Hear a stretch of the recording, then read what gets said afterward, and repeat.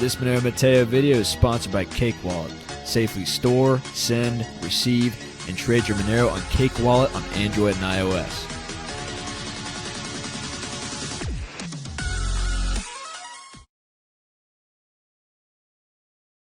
All right, guys, Monero Matteo, welcome back. Good to be with you guys today. So check out the uniform, guys. This is our new uniform when we go into our digital war here, which is what we're in the thick of, right? And the tides are turning, ladies and gentlemen. I'm starting to see the Bitcoin Moses start to shake and loosen his staff.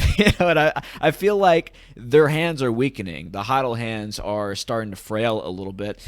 And some of that has to do with news which is going on today. I mean, I'm pumping out the videos because I can't keep up with all the news which is coming. I mean, really, the Bitcoin bros are having a bad week. There was an article that came out just a few minutes ago from CNBC.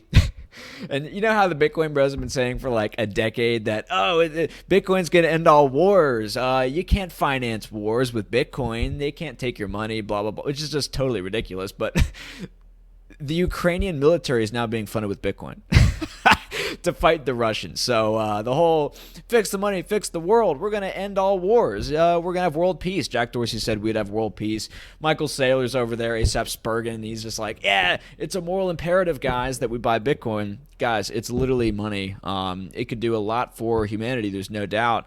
And it could do a lot for you as an individual in the new technocratic dystopian age. But look, we're talking about money at the end of the day. I mean, that's why we're all about Christ and crypto. There's only so much that money can do and technology can do. And in fact, I believe that technology is only as good as the people using it, right? If we're not increasing our consciousness, if we're not becoming closer to God, and if we're not becoming more moral as human beings, and we're not becoming more loving with each other, then technology in many cases could just be turned against us. What could start off as a good thing could then become a weapon against you. That's just how this world seems to be working, and that seems to be how things have gone over the last 50, 60 years, So that's just something I want to start out with because the Bitcoin bros are just having a really bad week. The whole thing with Bitfinex, which we're going to get into today, man, does that suck for the Bitcoin bros because, I mean, if you look at the document that the Justice Department released going into the details as to how it is they tracked these people down, wow. I'm definitely somebody who cannot escape the Justice Department. Neither are you or anybody that I know using a cryptocurrency. I mean, they'll find you and they'll get you if you're using Bitcoin, which is why we're so much about Monero, not necessarily because we're trying to escape the feds or anything like that, but because it's just so easy. It's so plug and play. I mean, some of the Bitcoin bros are like, oh, well, you can just use coin mixing. You can, surf through the Lightning Network a little bit, and you can do this and that.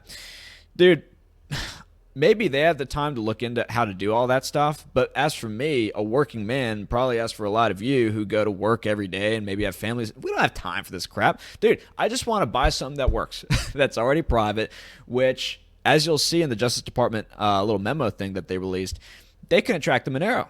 The trails just kind of shaved off when they started to get into the Monero. And so, yeah, just a better advertisement for Monero. Another one of the bazillion bullish reasons to get into this stuff, and another one of the bazillion reasons why I think Bitcoin is not going to be as competitive against Monero in the future coming up. So that's just some cool things to start out with here today on this beautiful Tuesday. All right, bros, real quick. So this is our new affiliate partner, eMoney Merch. We love them. And if you love this shirt, if you love the shirt that I wore yesterday, which is this awesome sunset t-shirt, you can click on our affiliate link below, which is now down there in the comment section. And you can get one of these shirts, help support the channel, help support this bro who's really entrepreneurial and cool. And he's a good guy. I've talked to him. He's a good guy, so he's a good guy to support. And if you really want to be part of the Monero Bro Battalion, you got to get the uniform. You got to get the gear, don't you? So, yeah, just some pretty cool stuff if you want to go check it out. But let's just get into the content. U.S. arrests couple for allegedly laundering $4.5 billion in crypto tied to the Bitfinex hack. Okay, so this happened in 2016, and this action, according to the Justice Department, is the largest ever financial seizure that they've had. So that's huge. It's not just in crypto. I mean, we're talking about you're talking about ever in the history of the Justice Department, going back hundreds of years, right? Adding in a statement that it shows cryptocurrency is not a safe haven for criminals. Well, certainly not Bitcoin, I would say. Certainly not Bitcoin, which is why, darknet markets are increasingly disallowing Bitcoin to be used, and they're going totally with Monero. But bad optics, bad optics. We're trying to change that here on this channel. But yeah, it's a fact. Bitcoin is not a safe haven for criminals. And given that the definition of criminal is kind of vague nowadays, with the governments across the world becoming ever more totalitarian, this could be you. Okay? And what they're basically saying is this is not a safe haven for anyone. Right? Okay? And you may think that's a little bit of a stretch, but I don't think that I have to really go into the deets of what's going on in today's world to make that case too emphatically and extensively, right? So you guys are already on. You guys get the picture, okay? So let's just go into the responses to this real quick before we dig into the memo that the Justice Department released, talking in detail as to how they did this stuff. So John Carvalho, who is a big Bitcoin bro, he's a Maxi, self-avowed Maxi. You can see on his own profile page, Bitcoin Maximals shall inherit the earth. So he's kind of using like one of these weird biblical references like a lot of these weird Bitcoin bros do. But he says Bitcoin is infungible. CoinJoin does not work. If you are a target, it is nearly impossible to hide your Bitcoin and ever be able to spend it except this. So, yeah, I mean, he's literally coming out and saying, as a maxi, yeah, this stuff doesn't work. I mean, for whatever reason, he's still on board. Maybe it's for the tendies. I'm not sure what kind of dissonance people like this experience. But it is interesting just to see it coming from the horse's mouth, right? He says it's not fungible, which by definition means it's not a currency, okay? And it's supposed to be digital cash, not digital gold and all this stuff, which has been psyoped into becoming. CoinJoin does not work, he says, which means your Bitcoin mixing doesn't work. We've talked about that extensively here on the channel. It doesn't, and in fact, using the mixing services could get all your cryptos that you use with it tainted, right? Because it's just associated with the mixing service to begin with, which means anything that comes out of that mixing wallet or service, it could be more tainted than it was going in. So, and then he says if you're a target, it's nearly impossible to hide your Bitcoin and ever be able to spend it. Yeah, that's a problem. That's a problem because, I mean, you can't even spend it in a lot of places on the dark web now. I mean, it's basically now all Monero. It's like 85%. Seth Privacy had a good tweet about that. It's taking over. It's taking over. And so if you can't even spend it on the dark web, you can't spend it in the black markets, which are going to be growing because of the environment that we're going into. What are you going to be doing with this stuff, right? I mean, maybe you could have tea time with Michael Saylor, but that's about it. A wee Bitcoin. He says, as long as KYC is required for many essential life purchases, there's no point in mixing or coin joining. So this Bitcoin bro is just giving up. He's just throwing up his hands. He's saying, while big government exists, if you coin join or mix, you might be bricking your coins, basically tainting your coins, as we said.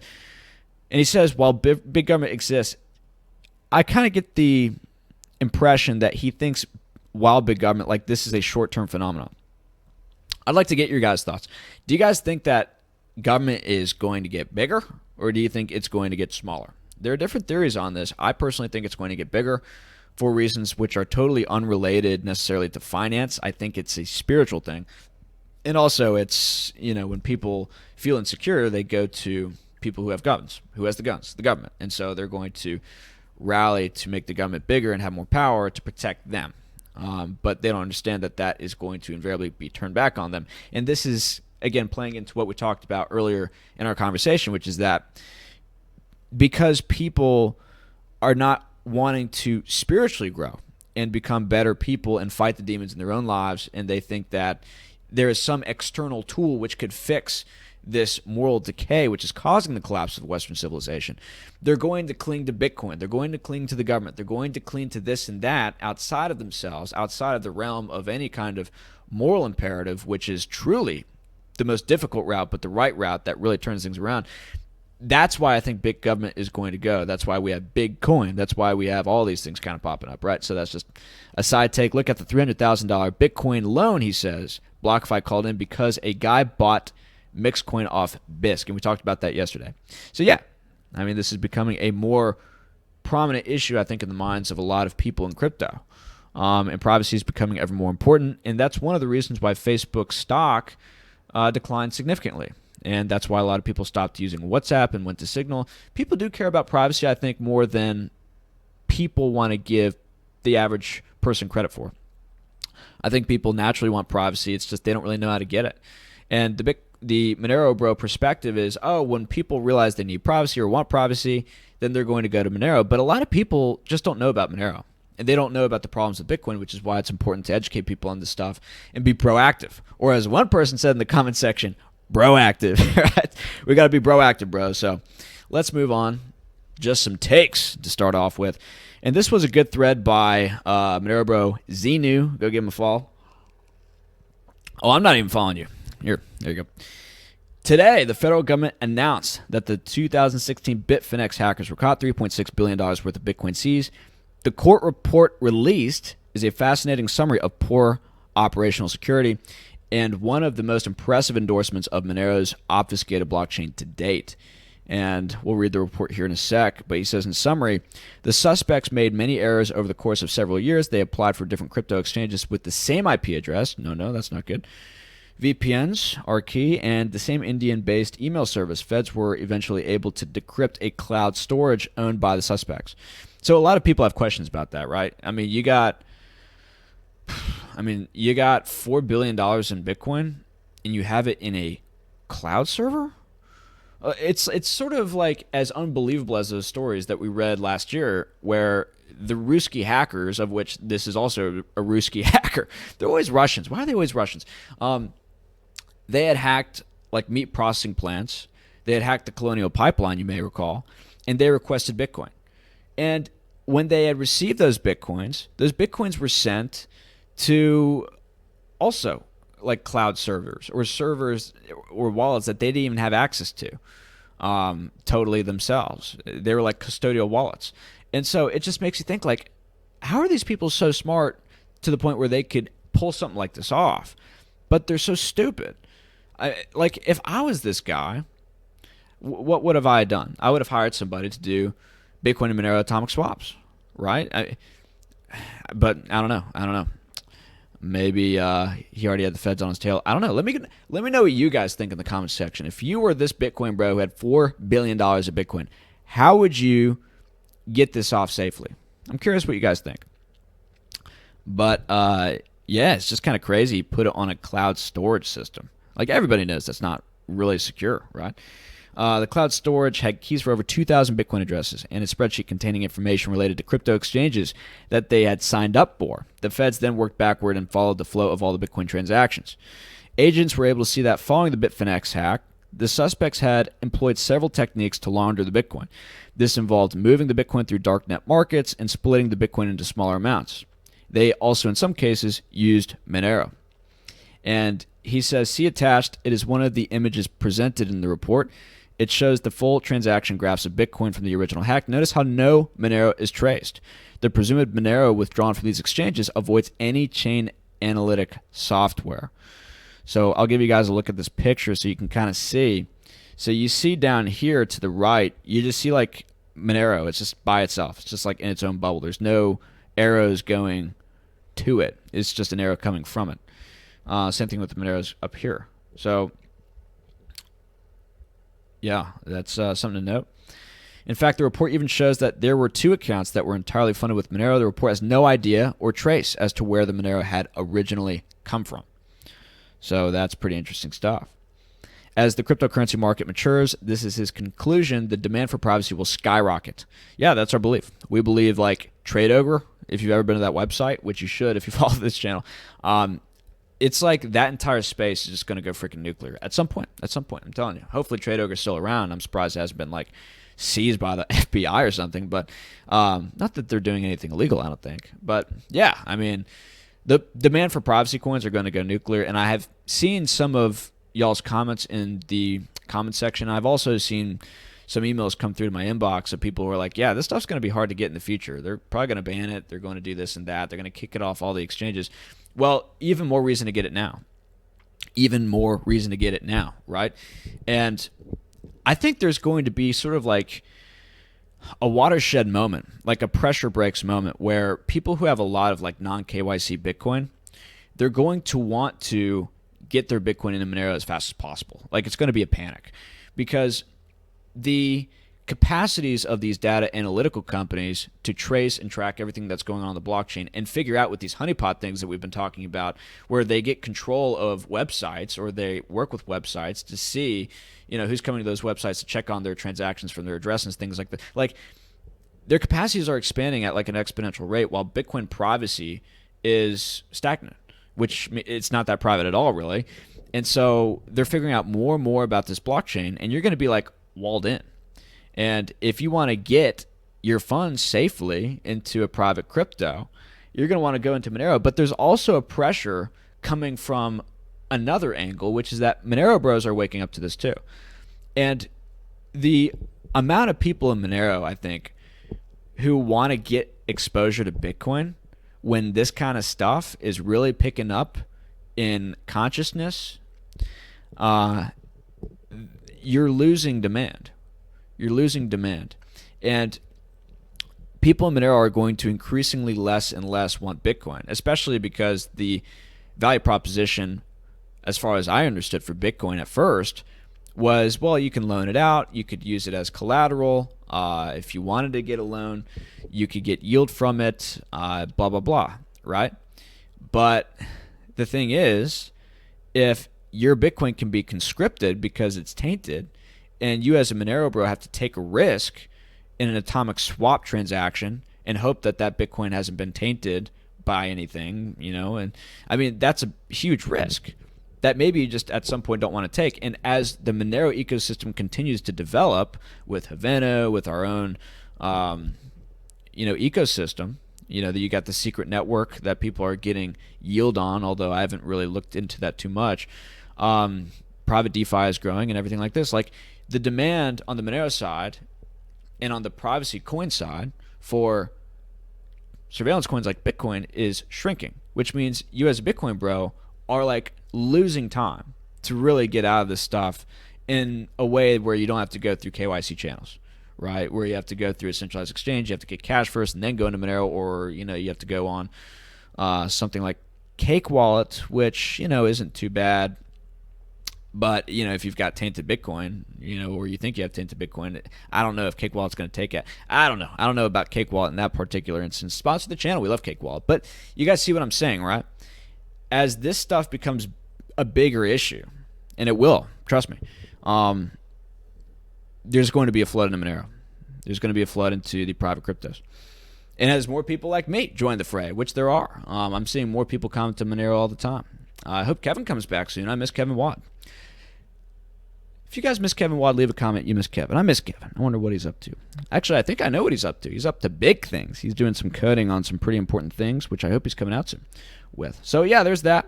Sorry, I'm rambling. Let's just get into this, because we have a number of things to talk about in regards to this Justice Department statement that they came out with as to how it is they tracked all this stuff down.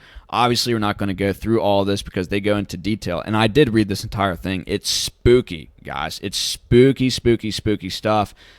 The capacities that they have to really track and trace this stuff, it's unbelievable. So I'm going to pick out a few segments from this to comment on, and tie into some other things which you need to know about, and really makes you understand the importance of what you're holding if you hold Monero. So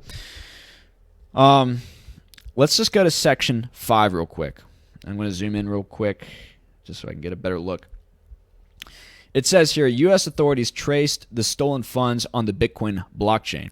As detailed below, beginning in or around January 2017, a portion of the stolen Bitcoin moved out of this wallet in a series of small complex transactions across multiple accounts and platforms. This shuffling, which created a voluminous number of transactions, appeared to be designed to conceal the path of the stolen Bitcoin, making it difficult for law enforcement to trace the funds. Despite these efforts, as explained further below, U.S. authorities traced the stolen Bitcoin to multiple accounts controlled by the Russian bro, a Russian U.S. national residing in New York, and his wife, Heather Morgan.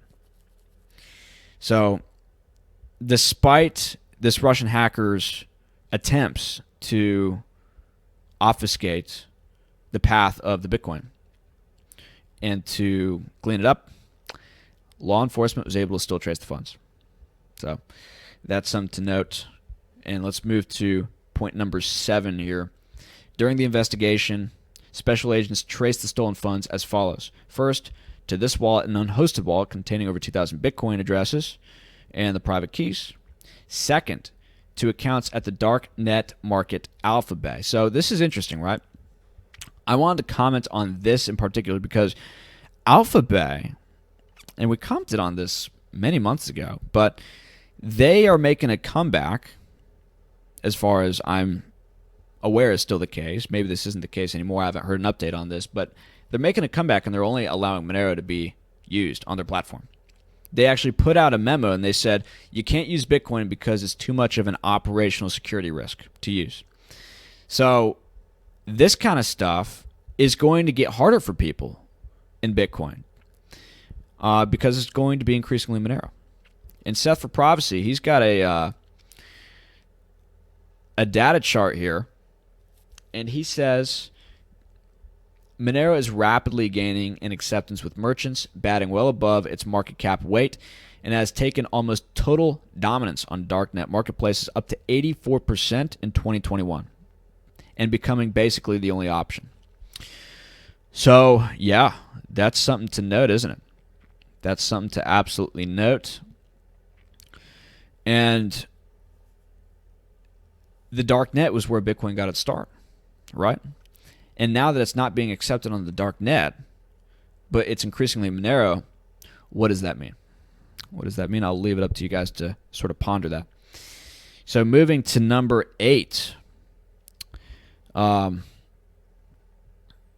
In conducting these transactions, and as described further below, Liechtenstein, Russian Bro, and Morgan employed numerous money laundering techniques, including using accounts set up with fictitious identities, moving the stolen funds in a series of small amounts, and I believe they call that feather dusting or dusting in the mixing lingo, where you send a bunch of little transactions everywhere, and it's like they turn into such insignificant amounts that, you know, when they all compile back into the same thing, it's like a different thing.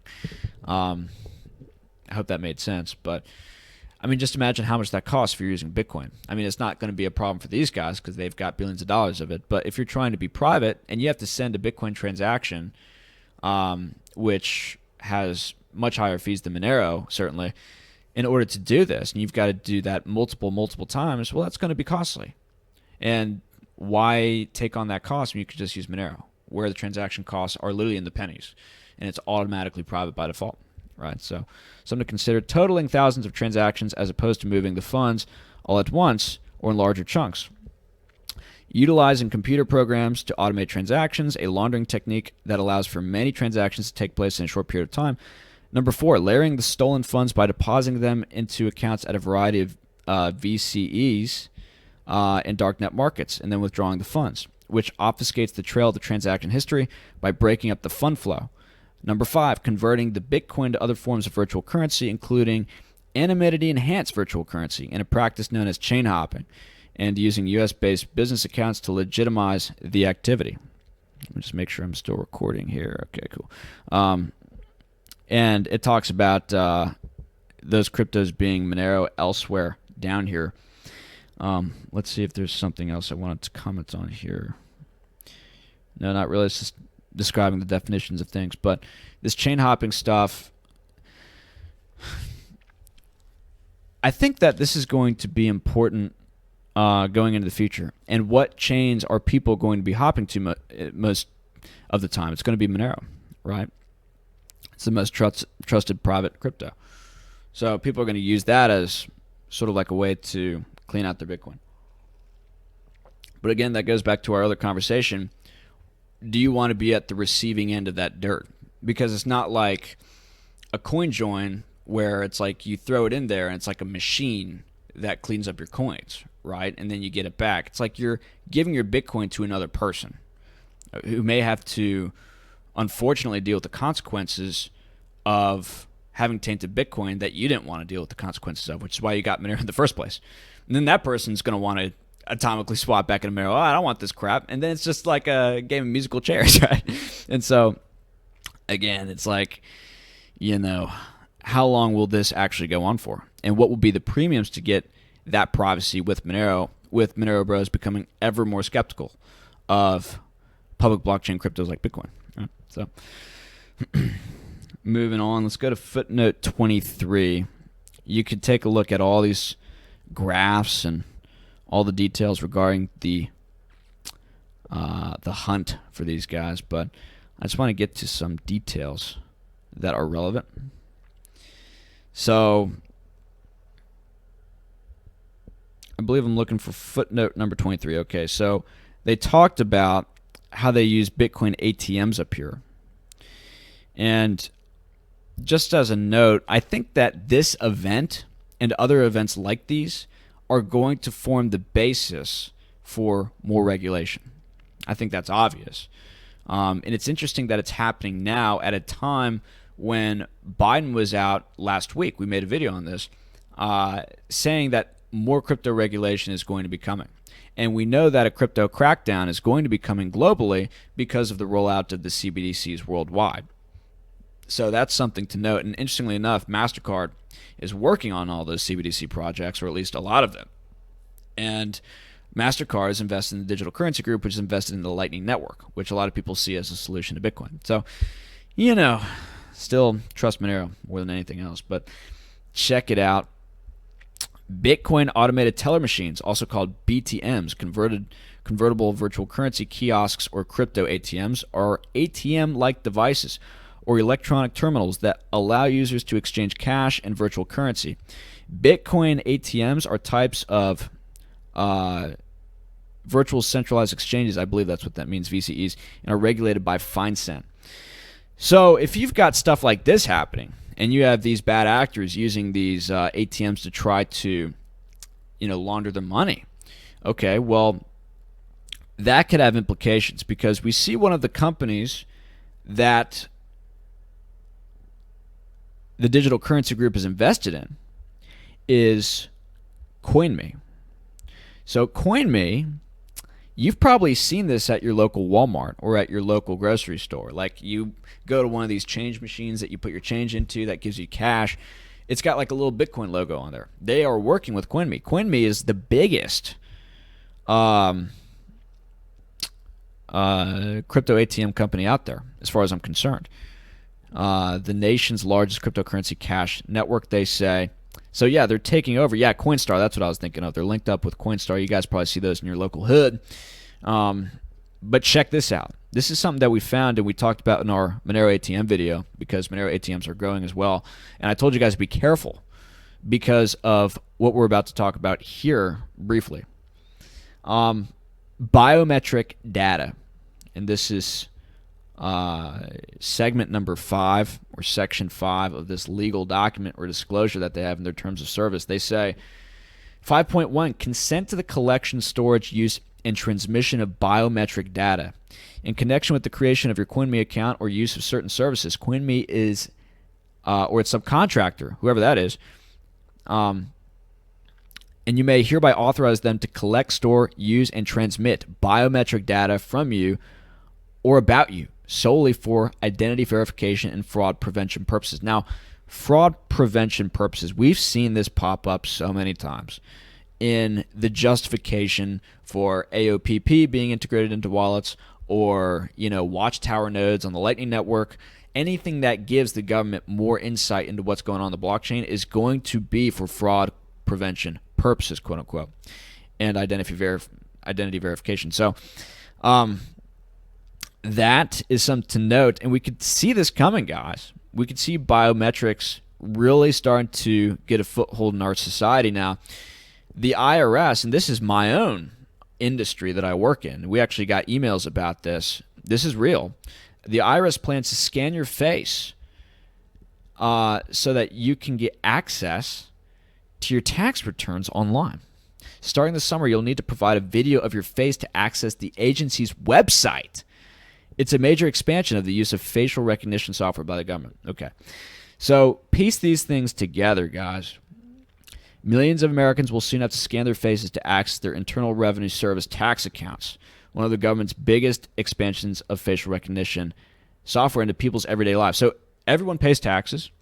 Everyone needs to check on their accounts from time to time. I mean, this is definitely going to be me having to be integrated into this crap. But, okay, so just check this out. We have facial recognition here, And now we're going to have facial recognition probably coming into play for these crypto ATM services. 5.2 section, disclosure of biometric data. CoinMe will protect your biometric data from unauthorized disclosure using reasonable measures consistent with those used in the CoinMe industry. CoinMe will not disclose your biometric data to any person or entity other than CoinMe's affiliates and subcontractors. Okay, who are they? CoinMe has obtained your written consent. The biometric data must be disclosed to complete a financial transaction authorized by you or otherwise to provide you with services. And this is saying unless that's the case. Retention of biometric data and destruction of the schedule. CoinMe will permanently destroy your biometric data with either A, the initial purposes for collecting and obtaining such data has been satisfied, or within 3 years after your last interaction with CoinMe, whichever occurs first. Now, this is kind of vague, right? What is the initial purpose for collecting or obtaining such data? How do we define that? And elsewhere in here, if I remember properly, it basically says, yeah, if the government wants information on you or they want tax funds from you, we will help them accomplish that. And I think you could read more about that right here. Compliance with law, taxes, and so, yeah, you could read all about this. That's going to play into all of this. And speaking of ATMs, I just want to comment real quick on Haveno, which is going to be the ATM of the future. Excuse me. I think that if we can get Haveno off the ground, which they say they're going to be ready at the end of 2022, if we get that off the ground and we can really get liquidity moving into that, oh my gosh, guys, we are good. Okay, we are in a good spot. Maybe I shouldn't say we're good, we're set. They're always going to be snapping at the bit, aren't they? But seriously, you're going to be able to use your private digital cash to get into other national currencies that allow you to pay your taxes, to pay vendors, and to interact in the regulated economy. But you could also use your fiat then to go into Monero using Haveno, a private decentralized peer-to-peer exchange, and then you could have private digital cash that can't be tracked or traced. You could go into the underground free market. You could even go into the regulated market, depending on how much this stuff is adapted. Check out our Monero Marketing Monday videos. We talk about bros who are adopting the stuff in the regulated market, which is really cool. But yeah, this is going to be huge. Let's go back to this article here and go to section 21 real quick. So section 21, Liechtenstein's, who's the Russian bro account, was used to purchase gold from a precious metals dealer through a U.S.-based virtual currency payment service provider. Could have been BitPay. In conducting the transaction, Liechtenstein provided his true home address for shipment. Oh, dude. Come on, dude. Really? Not a good idea. First off, you're going to buy gold and silver. I don't know why you wouldn't just go to a dealership in your local neighborhood. Like, why wouldn't you just give them the Bitcoin at the dealership? Give them like a ridiculous premium. Say, I'm not about cash anymore. I'm like a millennial bro, right? And I want to use Bitcoin and I won't settle for anything else, but I'll buy out your freaking shop. They'll probably say yes, okay? Which is what we Monero bros should be doing. We should be going to dealerships and we should be going to those who sell gold and silver, brokers, and we should offer them Monero and make this part of our case to do so. Hey, don't take Bitcoin. If you take Bitcoin, you could get tinted stuff like these people did here because they purchased gold from a dealer who now has tainted Bitcoin, who can't get that Bitcoin onto exchanges, presumably, because it's tied into all this crap. So maybe gold dealers start to catch up on this stuff. And if they do, that gives us a better case to make. So that's something I want to point out. Let's go to point number 25. And by the way, this is really key. I need to make another video on this. We need to reach out specifically to gold and precious metal dealers because gold is always going to be a store of value. Silver is always going to be a store of value. And if you can exchange your gold and silver for national currencies, for maybe other things in the market. I mean, in Venezuela, you can buy anything with gold and silver. And I think in today's economy, you can buy just about anything with gold and silver too, except that maybe major corporations. Man, where am I tonight? And if we can do that, that's another way that we could have an in or a bridge to connect the regulated economy and the underground free market economy. So we have Havana. If we can get the gold dealers on board, we really start to connect those bridges that make it so that we have a chance to connect those who are part of the underground economy to that economy, which includes everybody. Man, okay. Section number 25. Let's go to 25. Check it out. After scrutinizing the above referenced flow of stolen funds into the multiple accounts connected to Liechtenstein at VCE and all of his accounts here, investigators analyzed all the transactions into each of Liechtenstein's accounts and discovered the following. And we don't need to go into what it is they discovered, but I just want to point something out here that I glazed over at first, but you got to kind of catch this, right?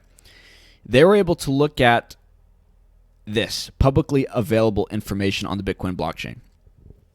Okay, so they didn't need a warrant to go into the bank. They didn't need anything.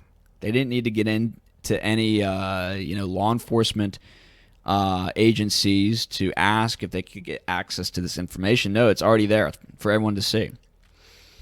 So one thing I want to note is that the personal bank records are private, says the Supreme Court.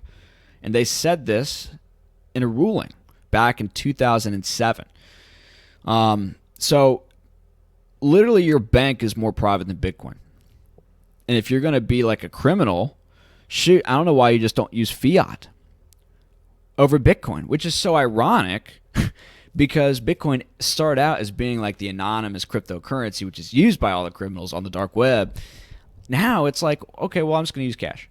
Like, I'm just going to open up a bank account, and as long as it's under $10,000, or if I have a Venmo account, it's under $600, and I should be fine. But this guy's dealing with billions of dollars. I get it. That's going to be hard with the bank, but yeah, that's just something to note.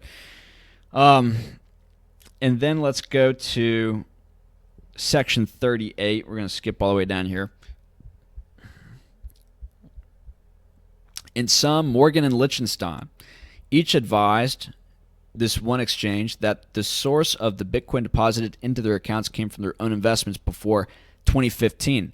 However, detailed blockchain analysis, as illustrated in part above, revealed that the primary source of the Bitcoin was this other exchange account, which was opened in 2017 after the hack. So something that's interesting is that their evidence is that they opened an account after the hack. And so what if they could make a claim about you, saying that you committed a crime on X date, and then after that X date, all of your crypto is now associated with that crime and is tainted? Because maybe with that criminal activity, you kind of run into this like civil asset forfeiture deal where it's like, all of your money that you get as a result of those activities that you were engaged with, and maybe they don't know how much money you actually got from that, and they can't parse that with too much discernment from the money you already had. I mean, these people maybe already had money, and they're just opening up another exchange to do whatever. All of the money then that they have becomes tainted, according to them. And so if you get accused of something, maybe you could have other cryptos which don't have anything to do with this criminal activity maybe you're involved in, but maybe all of that gets implicated in that criminal activity, and any activity you do on a centralized exchange or elsewhere then gets tied into that, and then they could take all your money, right? That's happened before in civil asset forfeiture cases.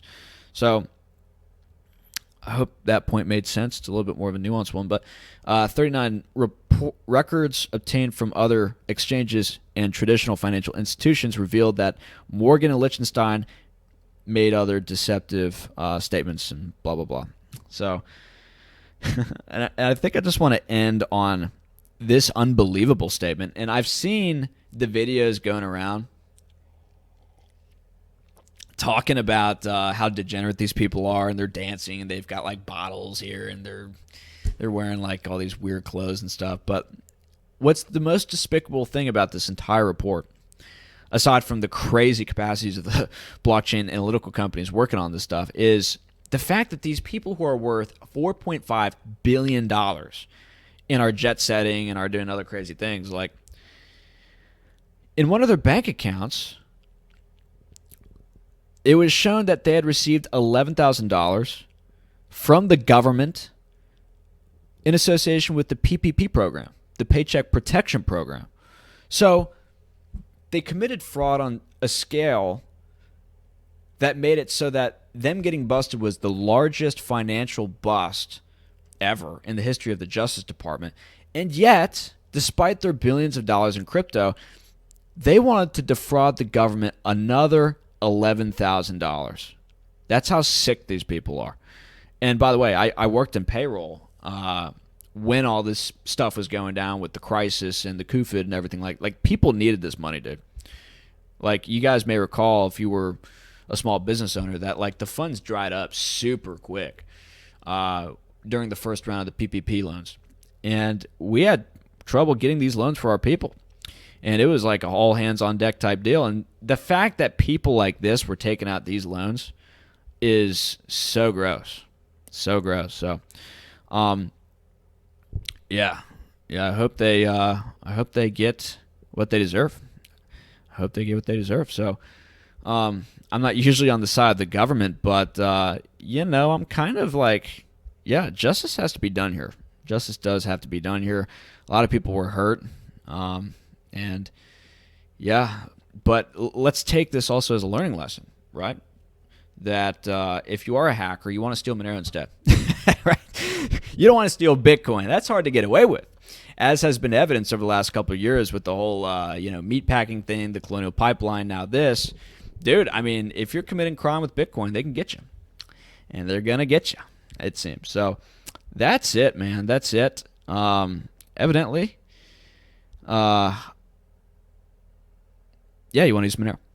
So I think that's all I got to say tonight, guys. I hope that you enjoyed the content. I hope this brought some new insights to you. Go ahead and check out the eMoney merch link below. Get yourself some gear. If it's somebody's birthday, get them some shirts. That'd be cool. And yeah, that's about it. By the way, my whole quitting smoking cigarettes thing is not good. Where are my cigarettes? I started to get sweaty. Oh, never mind. I'll smoke one after. Anyway, it did not turn out too well. But thank you for the prayers, and thank you for the kind comments on the previous videos. Maybe one of these days, but the demon still has his grip over me. But that's it, guys. Monero Matteo. I'll see you guys on the next video. Check out the donation links below. Check out the social media links to our Gab and our Twitter on Odyssey and all that stuff. And you guys have a wonderful night. God bless. And Monero first.